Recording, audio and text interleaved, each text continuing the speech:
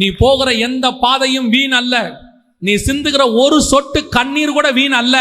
நீ பட்ட பாடுகளில் ஒரு நாள் கூட வீண் அல்ல. அத்தனையும் தேவனுடைய திட்டத்தின்படிதான் நடந்து கொண்டிருக்கிறது. அவருக்கு தெரியாமல் ஒன்றும் நடக்கவே இல்லை.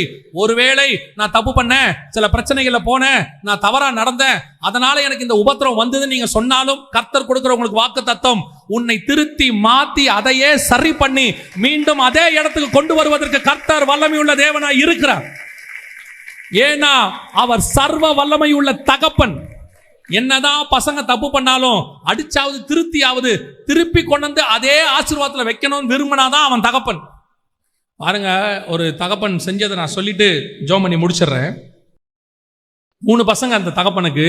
ஒரு பையன் நல்லா படிச்சு அமெரிக்காவில் இருக்கிறான், இன்னொரு பையன் டாக்டருக்கு படிச்சு இங்க இருக்கிறான். 3வது பையனுக்கு படிப்பு வரல, அவனுக்கு வரல, ஆனா நல்ல பையன், படிப்பு வரல. அப்பாவுக்கு துணையா அப்பாவும் டாக்டர், இன்னொரு பையனும் டாக்டர், இன்னொரு பையன் வெளிநாட்டில் இருக்கான். இந்த பையன் அந்த ஹாஸ்பிட்டல்ல அப்பாவுக்கு உதவியா அசிஸ்டன்ட் மாதிரி கிளீனிங் பண்றது, அப்பா கூட பேக் தூக்கிட்டு வருது, எல்லாம் செஞ்சுட்டு இருந்தான். அந்த அப்பா மரிக்கும் தருவாய் வந்தது. வரும்போது அந்த சொத்தை 3 பகுதியா எழுதுறாரு. எழுதும் போது அந்த முதல் பையன் சொல்லிட்டான், நான் அமெரிக்காவில் செட்டில் ஆயிட்டேன், எனக்கு சொத்தெல்லாம் வேண்டாம், அந்த 2 பசங்களுக்கே பிரிச்சு கொடுத்துருங்க, எனக்கு வேணான்ட்டான். அவன் நல்ல பையன் பாருங்க. இந்த 2 பங்களுக்கு பாகு பிரிக்கும் போது 3 பங்கா பிரிச்சு 2 பங்கை அந்த படிக்காத பையன் கையில கொடுத்தாரு, 1 பங்கை அந்த படிச்ச பையில கொடுத்தாரு.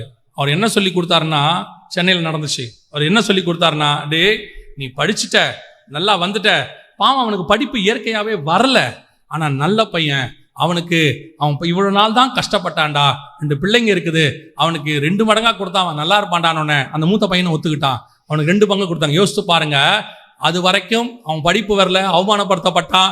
அதே அப்பா அவனை எத்தனை தடவை திட்டி இருக்கிறாரு. ஒரு நாள் வந்தது, அவன் பட்ட அத்தனை பாடுகளையும் ஒரே நாளில் அந்த பத்திரத்தில் எழுதி மாத்தி 2 மடங்கு ஆசீர்வதித்து அவனை வேறு வழிக்கு கத்தர் கொண்டு வந்துட்டான். அந்த தேவன் தான் உன்னைக்கும் செய்யறாரு. நீங்க ஒருவேளை நீங்கள் செஞ்ச தப்புனால கூட இப்படி நடந்திருக்கலாம். உங்களுக்கே தோணும், ஆமா ஒரு காலத்துல செய்யக்கூடாத செஞ்சுட்டேன், பண்ணக்கூடாத தப்ப பண்ணிட்டேன், 10 வருஷத்துக்கு முன்னாடி இதெல்லாம் நடந்துருச்சு, இப்ப ஏசப்பா என்னை மன்னிப்பாரா? நான் சொல்லுகிறேன், நான் ஏன்னா அந்த மாதிரி தப்ப நிறைய பண்ண வேண்டாம். என்னையும் திருத்தி மாத்தி கொண்டு வந்து இந்த இடத்தில் அவர் நிறுத்த வல்லமை உள்ளவராய் இருப்பாரானால் உன்னையும் மாத்தி திருத்தி கொண்டு வந்து நிறுத்துவதற்கு அவர் வல்லமை உள்ளவர். ஏன்னா அவர் தகப்பன். நம்ம ஆரம்பத்தில் செய்யும் போது கொஞ்சம் கோவப்படுவார், சொல்லுவார், எனக்கு அதான் ஆண்டவர் சொல்லி கொடுத்தாரு. சில வாலிபர்கள் ஏதாவது வந்து கவுன்சிலிங் வருவாங்க, வரும்போது இந்த மாதிரி தப்பு அப்படின்னு சொல்லி சில காரியங்கள் நடக்கும்போது ஒரு வாலிப பையனை கொண்டாந்து ஒரு சில ஊழியக்காரங்களாம் என்ன சொன்னாங்க, இந்த மாதிரி தப்பு பண்ணிட்டான், அவனை துரத்தி விடுங்க, வீட்டு பக்கம் துரத்தி விட்டுருங்க, இனிமேட்டு அங்கே வைக்காதீங்க அப்படின்னாங்க. நான் சொன்னேன், நீங்கள் துரத்தி விட்டுட்டீங்கன்னா அவன் என்ன ஆவான்? துரத்தி விட்டீங்கன்னா அவன் கர்த்தரை விட்டே தூரம் போயிடுவான். அவனை கூப்பிட்டு வாங்க, கொஞ்ச நாளைக்கு ஊழியம் கொடுக்க வேண்டாம் இருக்கட்டும், ஆனால் அவனை மீண்டுமாக மாற்றுவோம், கொண்டு வர முடியும். இன்னைக்கு அந்த பையன் ஒரு நல்ல ஊழியக்காரனாக ஊழியம் செய்து கொண்டு எனக்கு அதை சொல்லி கொடுத்தது ஆண்டவர். ஏன்னா என்னை தள்ளாதவர் என்னை மீண்டும் சேர்த்து ஊழியக்காரனாய் மாற்றுவாரானால் அதே தேவன் உங்களையும் உங்கள் தவறுகளையும் சரி பண்ணி மீண்டும் கொண்டு வருவதற்கு வல்லமை உள்ளவர் இருக்கிறார். அல்லேலூயா. நீங்களும் நானும் மனவாட்டியாய் அழைக்கப்பட்டவர்கள். கர்த்தர் உங்களையும் என்னையும் பைத்தியம் பலவீனம் என்று தெரிந்து கொண்டார், சுத்திகரிப்புக்கு ஒப்பு கொடுத்தார். 12 மாத சுத்திகரிப்பை செய்து முடிக்கும் பொழுது நீங்களும் நானும் செய்ய வேண்டியது ஒன்று தான், சுத்திகரிப்புக்கு நம்மளை விட்டு கொடுக்கணும். 2வது, உங்களுடையதான சுய இஷ்டம்னு ஒன்று இருக்கவே கூடாது. ஏகா என்ன கொடுக்குறானோ அதை மட்டும் வாங்கிக்கோங்க.